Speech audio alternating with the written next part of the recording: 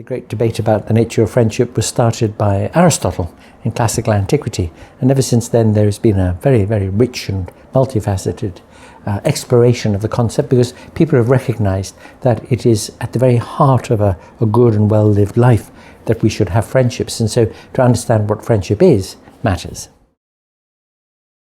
One of the surprising things that came out of really thinking quite hard about friendship and reading the sources, both the philosophical sources and the sort of classical exemplary sources, was that it turns out that friendship is not merely important to us in the construction of a life really worth living, but actually there is an ethical duty to pursue friendship.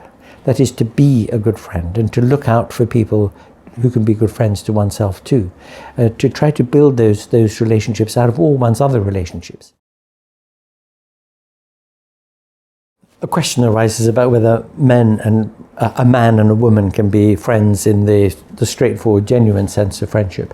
And I think the answer is very obviously yes. There are many such examples, and sometimes these friendships at their best grow out of what had been another kind of friendship beforehand.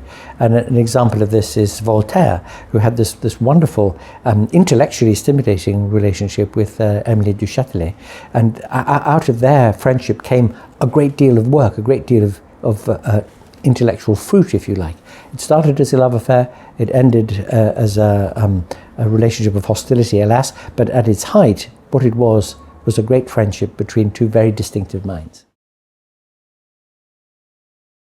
I find them all very interesting and very attractive to think about for different reasons, but I find myself always looking for something that I value in my own friendships with people, and that is the way that even if months or years elapse, somebody goes abroad or works abroad, you don't see them for a very long time, that when you re-encounter them you can pick up the threads instantly.